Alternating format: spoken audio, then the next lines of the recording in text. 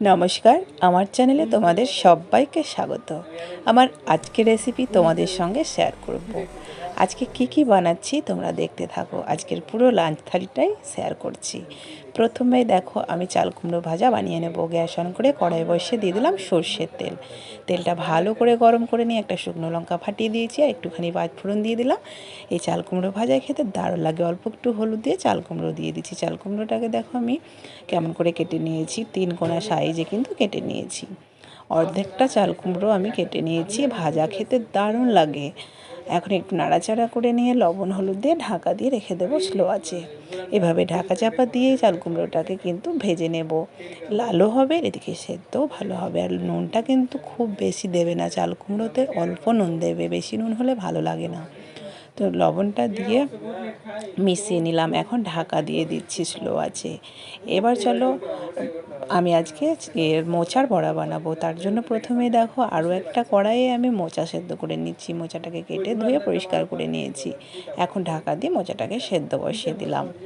এদিকে কিন্তু কিছুক্ষণ পর মোচাটা আমার সেদ্ধ হয়ে গেছে। ঢাকাটা খুলে নিলাম।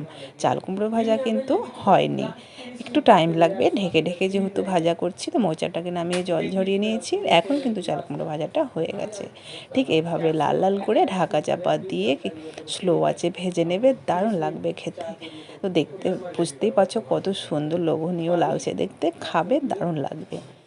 আমি কিন্তু আবারও ঢাকা দিয়ে দিলাম। কিছুক্ষণ পর আমি ঢাকাটা খুলে নিচ্ছি। একটু শক্ত মনে হচ্ছিলো, এখন কিন্তু পারফেক্টভাবে রেডি হয়ে গেছে। তো এদিকে এবার আমি ডিম আলুর ঝোল বানাবো। তো ডিম আলুটা সেদ্ধ করে নিচ্ছি।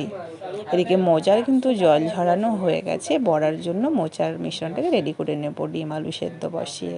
আর চাল কুমড়ো ভাজাটা কিন্তু হয়ে গেছে, নামিয়ে নিয়েছি। ডিম আলু সেদ্ধ বসিয়ে মশলাটা দেখে নাও কী নিচ্ছি। একটা পাত্রে টমেটো, কাঁচা লঙ্কা, শুকনো লঙ্কা, রসুন, আদা আর অর্ধেকটা পেঁয়াজ আমি নিয়ে নিয়েছি। এগুলো বেটে নেব। 2 চামচ মতো গোটা জিরে মিক্সিতে বেটে নেব।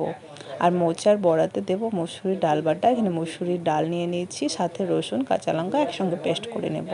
এবার চলো বড়ার মিশ্রণটা রেডি করে নিই। মোচা জল ঝরানো মোচা নিয়ে নিয়েছি। মোচাটা তো সেদ্ধ করা আছে।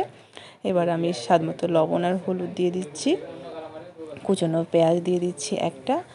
আর যে ডালটা বেটে নিয়েছিলাম সেই ডাল বাটাটা দিয়ে দিচ্ছি।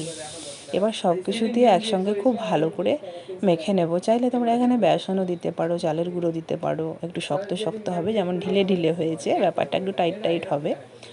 এদিকে মিশ্রণটা রেডি করে নিয়ে আর ডিম আলু সেদ্ধ হয়ে গেছে। ডিম আলুটাকে নামিয়ে ঠান্ডা করে খোসা ছাড়িয়ে নেব। এবার কিন্তু বড়াগুলো ভেজে নেব। গ্যাস অন করে আবার কড়াই বসিয়ে দিয়ে দিলাম সর্ষের তেল। তো তেলটা ভালো করে গরম করে নিয়ে আমি মোচার বড়াগুলো ভেজে নিচ্ছি। একসঙ্গে গাদাগাদি করে দেবে না, তাহলে কিন্তু বড়া উল্টাতে প্রবলেম হবে। তো আমি দেখো এখানে 4-5টা মতো একটু বড় বড় সাইজে দিয়ে দিলাম।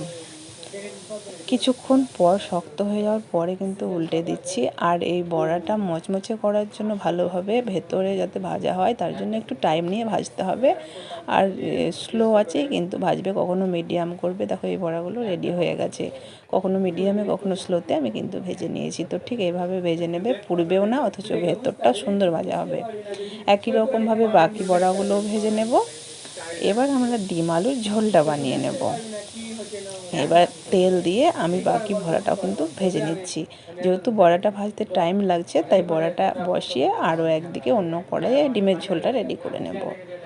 চাইলে তোমরা এখানে সাদা তেল দিয়েও কিন্তু বড়াটা বানিয়ে নিতে পারো। তো আরও একটা কড়াই বসিয়ে আমি দিয়ে দিচ্ছি সরষের তেল। তেলটা একটু বেশি পরিমাণে দিয়েছি। গরম করে নিয়ে একটু হলুদ দিয়ে দিলাম। তেলটা ভালো করে গরম করা হয়ে গেছে। প্রথমে ডিমটাকে ভেজে নেব। ডিমের খোসা ছাড়িয়ে নিয়েছি। আজকে কিন্তু 3টে রেসিপি আমি বানাচ্ছি। এবার ডিমটাকে সুন্দর করে ভেজে নিচ্ছি। ডিম ভাজা কিন্তু হয়ে গেল। লাল লাল করে ডিমটা ভেজে নিয়েছি। এবার আমি ডিমটাকে উঠিয়ে নিচ্ছি। আলু কিন্তু ভাজবো না, একবারে মশলা ভেজে নেব। তো ওই তেলের মধ্যে চাইলে তোমরা তেল দিতেও পারো বা নাও দিতে পারো, যদি অল্প তেল খাও। তো আমি ওই তেলের মধ্যেই কিন্তু আরও একটু তেল দিয়ে দিলাম। তেলটা ভালো করে গরম করে নিয়ে আমি এর মধ্যে দিয়ে দিচ্ছি একটুখানি হলুদ আর দিয়ে দিচ্ছি কুচনো পেঁয়াজ। তো পেঁয়াজটাকে দিয়ে একটু ভালো করে কিন্তু ভাজা ভাজা করে নিচ্ছি। একটা তেজপাতাও দিয়ে দিয়েছি। তো পেঁয়াজটা মোটামুটি লাল করে ভেজে নিয়ে মশলাটা দিয়ে দিচ্ছি। মশলা দিয়ে খুব সুন্দর করে আমি কিন্তু কষিয়ে নিচ্ছি। আর গ্যাসের ফ্লেমটাকে কিন্তু এখন মিডিয়ামে রেখেছি, নইলে মশলাটা পুড়ে যেতে পারে। অল্প জল দিয়ে মশলাটা খুব সুন্দর করে কষিয়ে নেবে। আর আমি অল্প একটু জলও দিয়েছিলাম। আর এখন দিয়ে দিচ্ছি স্বাদ মতো লবণ আর হলুদ গুঁড়ো। সব কিছু দিয়ে দেখো তেল ছাড়া অবধি মশলাটাকে কষিয়ে নিচ্ছি। মশলা মোটামুটি কষানো হয়ে এসেছে, দেখে বুঝতে পারছো। এবার সেদ্ধ করে রাখা আলুটা দিয়ে দিচ্ছি। আলুগুলোকে একটু পরে আমি ভেঙে দিচ্ছি, এখন ভাঙছি না, একটু মশলার সঙ্গে একটু কষিয়ে নেব। তো আলু মশলার সাথে একটু নাড়াচাড়া করে নেওয়ার পরে ভেজে রাখা ডিমটাও দিয়ে দিচ্ছি। একসঙ্গে সব কিছু খুব ভালো করে কষিয়ে নেব। আর গ্যাসের ফ্লেম এখন একটু বাড়িয়ে দিয়েছি। তো খুব ভালো করে কষিয়ে নেওয়া হয়ে গেল। আমি কিন্তু এখন ঢাকাও দিয়ে কষতে পারো, আবার নাও দিতে পারো। ডিম আলু কষানো কিন্তু একদম রেডি হয়ে গেছে। তো এভাবেই তোমরা ডিমের ঝোলটা বানিয়ে নেবে। এবার আমি সেদ্ধর জন্য কিন্তু জল দিয়ে দিচ্ছি। খুব সহজ পদ্ধতিতেই কিন্তু আমি বানাচ্ছি, আজকে রেসিপিগুলো তোমাদের সঙ্গে শেয়ার করছি। সেদ্ধ তো হয়ে আছে, এবার ঢাকা দিয়ে ফুটিয়ে নেব। আর এদিকে কিন্তু আমার সেকেন্ড ব্যাচের বড়াটাও হয়ে গেছে, বড়াটাও উঠে নেব। তো প্রত্যেকটা বড়া দেখতে কত লোভনীয় লাগছে দেখে বুঝতে পারছো। এদিকে ডিমের ঝোল কিন্তু রেডি হয়ে গেছে। আমি ঢাকাটা খুলে নিচ্ছি। নামানোর আগে লবণটা চেক করে নেব। একটুখানি গরম মশলা থাকলে দিয়ে দেবে। আমি গরম মশলার পরিবর্তে একটুখানি কাসুরি মেথি দিয়ে দিচ্ছি। আর আলুগুলোকে একটু ভেঙে ভেঙে দিচ্ছি, যাতে করে ঝোলটা ঘন হয়। আর আমি লবণ দিয়ে দিচ্ছি, লবণটা একটু আমার কম আছে।